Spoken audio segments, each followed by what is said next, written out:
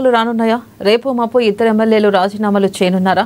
అనర్హత వేటు కారణంగా రాజీనామాకు సిద్ధమయ్యారా? ఇప్పటికే తమ అనుచరులతో సుదీర్ఘంగా మంతనాలు సాగిస్తున్నారా? అవుననే సంకేతాలు బలంగా వినిపిస్తున్నాయి. ఇక పార్టీ ఫిరాయింపు ఆరోపణలు ఎదుర్కొంటున్న ఖైరతాబాద్ ఎమ్మెల్యే దానం నాగేందర్ తన పదవికి రాజీనామా చేయాలని భావిస్తున్నారు. ఈ నేపథ్యంలో పలుమార్లు తమ అనుచరులతో సమావేశమయ్యారు. జరుగుతున్న పరిణామాలపై చర్చించారు. వారి నుంచి వచ్చిన సూచనలతో రేపో మాపో ఆయన రాజీనామా చేయడం ఖాయమనే ప్రచారం జోరుగా సాగుతుంది. ఇక బీఆర్ఎస్ నుంచి 10 మంది ఎమ్మెల్యేలు కాంగ్రెస్ లో చేరారు. వారిలో 8 మంది స్పీకర్ ఎదుట విచారణకు హాజరయ్యారు. 2 ఎమ్మెల్యేలు హాజరు కాలేదు. అందులో ఒకరు దానం నాగేందర్, మరొకరు కడియం శ్రీహరి ఉన్నారు. విచారణకు రావాలని స్పీకర్ కు నోటీసులు ఇచ్చినా ఇప్పటివరకు స్పందించలేదు.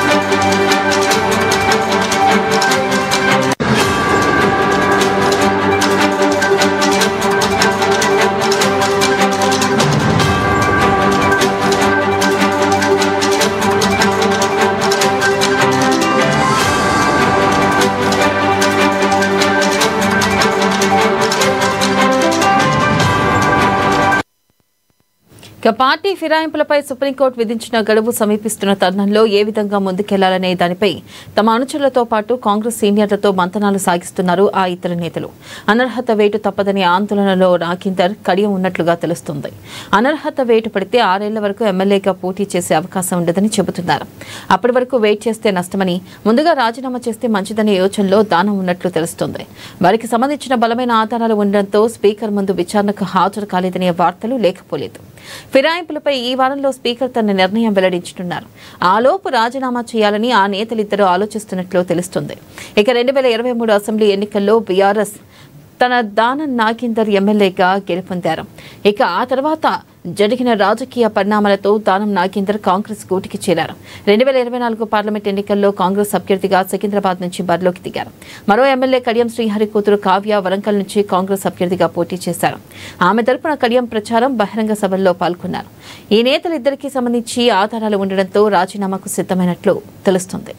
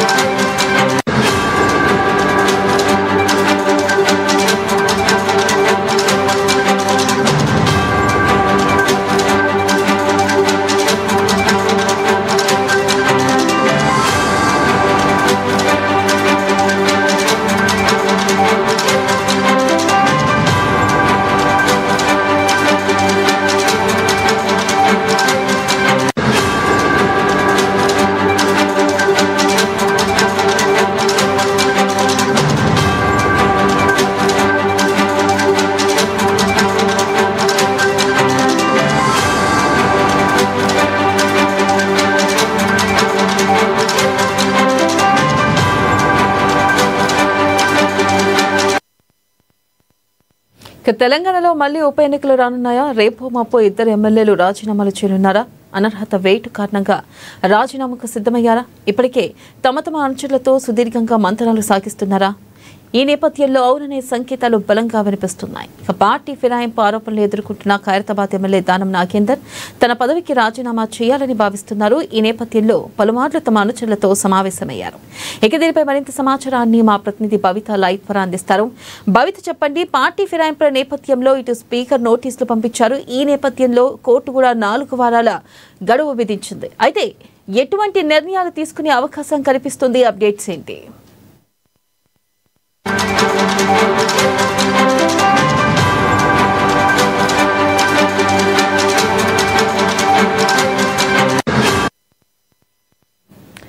భవిత, పార్టీ ఫిరాయింపుల అంశంలో ఇటు స్పీకర్ నోటీసులు పంపారు. ఈ నేపథ్యంలో చూసుకున్నట్టయితే కోర్టు కూడా 4 వారాల గడువు విధించింది.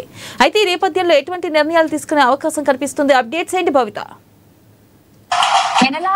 ఏదైతే పార్టీ ఫిరాయించిన ఎమ్మెల్యేలకు సంబంధించి ఎవరైతే ఇద్దరు ఎమ్మెల్యేలు ఇప్పటికీ నోటీస్ అఫిడవిట్ దాఖలు చేయకపోవడం ఇవ్వాల్సినటువంటి ఎమ్మెల్యే ఎవరైతే ఉన్నారో కడియం శ్రీహరి కావచ్చు, దానం నాగేందర్ కావచ్చు. అయితే మరొకసారి సుప్రీంకోర్టు కేవలం వారం రోజుల్లాగా వెంటనే రోజువారీ విచారణ చేసి ఏదో ఒక నిర్ణయం తీసుకోవాలని చెప్పేసి గడువు ఇచ్చినటువంటి నేపథ్యంలో స్పీకర్ కి సుప్రీంకోర్టు ఇచ్చినటువంటి గడువు దగ్గర పడుతున్నటువంటి నేపథ్యంలో మరొకసారి నిన్న స్పీకర్ కార్యాలయం నుంచి ఇటు వీళ్ళిద్దరికి కూడా మరొకసారి నోటీసు వెళ్ళినట్టుగా తెలుస్తుంది. ఖచ్చితంగా వెంటనే ఏదో ఒక రిప్లై ఇవ్వాలంటూ కూడా స్పీకర్ కార్యాలయం కోరినట్టుగా తెలుస్తుంది. అయితే వీళ్ళిద్దరికి సంబంధించి ఖచ్చితంగా అనర్హత వేటు పడుతుందని చెప్పేసి కూడా భావిస్తున్నటువంటి నేపథ్యంలో ఇప్పటికే దానం నాగేందర్ పలుమార్లు అంటే సీనియర్లతో కావచ్చు, తన సహచరులతో కావచ్చు చర్చించేటువంటి నేపథ్యం ఉంది. నిన్న ఉటావుటిన అంటే స్పీకర్ కార్యాలయం నుంచి నోటీసులు రావడం, అప్పటికప్పుడు దానం నాగేందర్ ఢిల్లీకి వెళ్ళినట్టుగా కూడా మనకు ఉన్నటువంటి సమాచారం. అయితే ఏదైతే ఖైరతాబాద్ ఉప ఎన్నికకు సంబంధించి ఖచ్చితంగా వీళ్ళు అంటే ఉప ఎన్నిక రావాల్సిందే. ఎందుకంటే వీళ్ళు మేము పార్టీ మారలేదు అంటూ కూడా చెప్పుకోవడానికి ఎక్కడ కూడా ఆధారాలు లేవు. పూర్తి స్థాయిలో బీఆర్ఎస్ పార్టీ నుంచి గెలిచి కాంగ్రెస్ పార్టీలో చేరిన తర్వాత ఇప్పుడు ఉన్నటువంటి ఎమ్మెల్యేలు గారు కూడా కేవలం మేము నియోజకవర్గ అభివృద్ధి కోసమే సీఎం ని కలిసామని చెప్పేసి చెప్తుండడంతో వీళ్ళిద్దరికి మాత్రం, అందులో ముఖ్యంగా దానం నాగేందర్కి మాత్రం అలాంటి అంశాలు ఎక్కడ కూడా లేవు. అయితే పూర్తి స్థాయిలో కాంగ్రెస్ పార్టీ బీఫాం పైన పోటీ చేశాడు కాబట్టి ఖచ్చితంగా ఒకవేళ స్పీకర్ ఎలాంటి నిర్ణయం తీసుకున్నా కూడా వాళ్ళందరి పైన ఒక నిర్ణయం తీసుకుంటే మాత్రం ఖచ్చితంగా వీళ్ళపైన ఖచ్చితంగా వేటు పడే అవకాశం ఉన్న నేపథ్యం అయితే కనబడుతుంది. ఖచ్చితంగా వీళ్ళపైన వేటు పడితే మాత్రం మరొకసారి ఖైరతాబాద్ ఉప ఎన్నిక అనివార్యం అవుతుంది. అయితే దీనికి సంబంధించి ప్రధానంగా చూసుకున్నట్టయితే ఇప్పటికే దానం వెళ్లి ఢిల్లీలో మంతనాలు జరుపుతున్నారు. మరి ఈ నేపథ్యంలో ఉప ఎన్నిక అనేది అనివార్యంగా కనిపిస్తుందా? ఒకవేళ గనక ఉప ఎన్నిక వస్తే మట్టు ఖైరతాబాద్ లో పరిస్థితి ఎలా ఉండబోతుంది? ఇదే హవాను కాంగ్రెస్ కొనసాగించే అవకాశం ఉందంటారా? అప్డేట్స్ ఏంటి?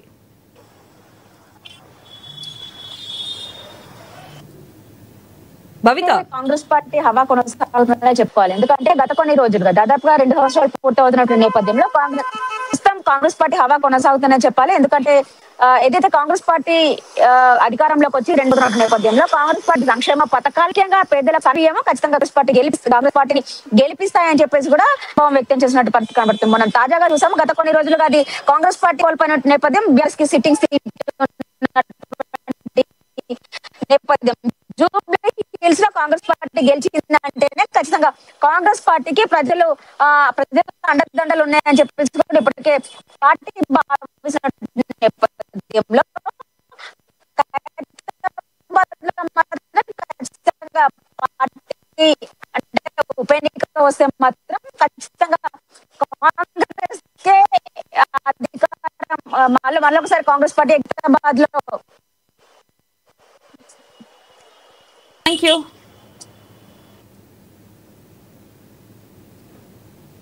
Right, Bhavita. Thank you.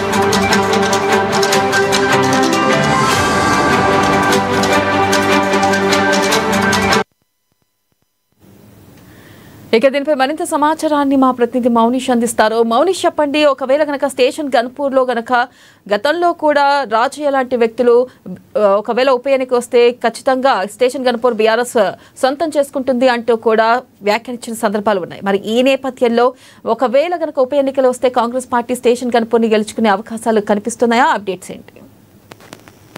యశ్వర్నల ఇటు పార్టీ ఫిరాయింపుల నేపథ్యం అయితే ఇప్పుడు హాట్ టాపిక్ గానే మారిందని చెప్పుకోవచ్చు. ఈ నేపథ్యంలో ఇటు బీఆర్ఎస్ కాంగ్రెస్ మధ్య తీవ్ర పోటీ ఉండబోతుందనే చెప్పుకోవచ్చు. ఎందుకంటే గత కొన్ని రోజుల నుండి తాటుకున్న రాజయ్య ఉప ఎన్నికలు వస్తాయి, ఖచ్చితంగా నేను గెలుపొంది తీరుతాను, 50,000 ఓట్ల మెజారిటీతో గెలుపొందుతానంటూ ఆశాభావం వ్యక్తం చేస్తున్న పరిస్థితి ఏర్పడుతుంది. ఈ తరుణంలోనే ఉప ఎన్నికలు వచ్చే అవకాశాలు ఉన్నట్టు కూడా మనకు తెలుస్తుంది. అయితే తెలంగాణలో పార్టీ ఫిరాయింపుల అంశం అయితే ఇప్పుడు హాట్ టాపిక్ మారిందనే చెప్పుకోవచ్చు. బీఆర్ఎస్ నుంచి పోటీ చేసి గెలుపొందిన 10 మంది ఎమ్మెల్యేలు కాంగ్రెస్ పార్టీలో చేరారంటూ బీఆర్ఎస్ పార్టీ కోర్టును ఆశ్రయించింది. అయితే సుప్రీంకోర్టు ఫిరాయింపు ఎమ్మెల్యేలపై 3 నెలల్లోపు నిర్ణయాలు తీసుకోవాలంటూ స్పీకర్ ను ఆదేశించింది. అయితే సుప్రీంకోర్టు ఆదేశాల అనుసారంగా స్పీకర్ ఇటు పార్టీ ఫిరాయించిన ఎమ్మెల్యేలకైతే నోటీసులు ఇచ్చింది. సమయం గడుస్తున్నా ఇంతవరకు ఎలాంటి స్పష్టత రాకపోవడంతో పార్టీ ఫిరాయించిన ఎమ్మెల్యేలపై సుప్రీంకోర్టు చాలా సీరియస్ గా ఉన్నట్టు తెలుస్తుంది. ఒక పార్టీ నుండి గెలుపొంది మరొక పార్టీలోకి చేరడం అనేది రాజ్యాంగబద్ధంగా సరైనది కాదని చీఫ్ జస్టిస్ గవాయ్ చెప్తున్నారు. అయితే పార్టీ ఫిరాయింపుల విషయంలో స్పీకర్ వెంటనే చర్యలు తీసుకోవాలని తేల్చి చెప్పారు. అయితే కోర్టు ఇచ్చిన తీర్పు ఇంతవరకు సమాధానం అయితే 8 మంది ఎమ్మెల్యేలు ఇచ్చారు. కానీ స్టేషన్ గన్పూర్ అదే విధంగా ఖైరతాబాద్ ఎమ్మెల్యేలు ఇంతవరకు ఎలాంటి స్పష్టత అయితే ఇవ్వడం లేదు. దీంతో సుప్రీంకోర్టు మరో 4 వారాల గడువు అయితే ఇచ్చింది. ఈ 4 వారాల లోపు అయితే ఖచ్చితంగా ఎమ్మెల్యేలపై ఖచ్చితమైన స్పష్టత ఇవ్వాలంటూ స్పీకర్ అయితే ఆదేశించింది. దీంతో పార్టీ ఫిరాయించిన ఎమ్మెల్యేలపై వేటు పడే అవకాశాలు ఉండటంతో పార్టీ ఫిరాయించిన ఎమ్మెల్యేలు రాజీనామా చేయాలనే ఆలోచనలో ఉన్నట్లు తెలుస్తుంది. ముఖ్యంగా స్టేషన్ గన్పూర్ ఖైరతాబాద్ ఎమ్మెల్యేలు వీరిద్దరూ రాజీనామా చేసే అవకాశాలు కనిపిస్తున్నాయి. ఒకవేళ రాజీనామా చేయని ఎడల స్పీకర్ చేతిలో ఉన్నటువంటి అనర్హత వేటుకు గురి కావాల్సి వస్తుంది. ఒకవేళ ఇలా జరిగితే 6 ఏళ్ల వరకు ఎమ్మెల్యేలుగా పోటీ చేసే అవకాశం ఉండదని ఈ వారంలోపు స్పీకర్ తన నిర్ణయం వెల్లడించనున్న నేపథ్యంలో ఈ ఇద్దరు నేతలు అయితే రాజీనామా చేస్తారనే ప్రచారం అయితే బలంగా వినిపిస్తుంది. అయితే ఇప్పటికీ ఇటు ఖైరతాబాద్ స్టేషన్ గన్పూర్ ఎమ్మెల్యేలకు మరో నోటీసులు అయితే ఇటు ఇచ్చినట్టు తెలుస్తుంది. ఇప్పటికీ అయితే ఈ నెల 23 వరకు స్పీకర్ తన ముందు అయితే హాజరు కావాలంటే ఇటు స్టేషన్ గన్పూర్ ఖైరతాబాద్ ఎమ్మెల్యేలకు సూచించడం జరిగింది. అయితే ఈ సమయం ఉన్న నేపథ్యంలోనే ఇటు కడియం శ్రీహరి అయితే స్పీకర్ ని కలవడం జరిగింది. తాను వివరణ ఇవ్వడానికి మరింత సమయం కావాలంటూ లేఖ కూడా రాశారు. దీంతో కడియం ఇచ్చిన లేఖపై ఇటు సానుకూలంగా స్పీకర్ స్పందించినట్లు తెలుస్తుంది. దీంతో ఖైరతాబాద్ స్టేషన్ గన్పూర్ ఎమ్మెల్యేలు అయితే ఈ నేపథ్యంలోనే ఉప ఎన్నికలు వచ్చే ఆస్కారం ఉన్నట్టు తెలుస్తుంది. దీంతో ఖైరతాబాద్ స్టేషన్ గన్పూర్ ఎమ్మెల్యేలైనటువంటి దానం నాగేందర్, కడియం శ్రీహరి ఇద్దరు నేతలు అయితే ఏ విధంగా ముందుకు వెళ్లాలనే దానిపైన తమ అనుచరులతో పాటుగా కాంగ్రెస్ సీనియర్ నేతలతో మంత్రాలు సాగిస్తున్నట్టు తెలుస్తుంది. ఈ తరుణంలో తెలంగాణలో మళ్లీ ఉప ఎన్నికలు అంటూ ప్రచారం అయితే జోరుగా వినిపిస్తుంది. వెన్నెల మౌనిష్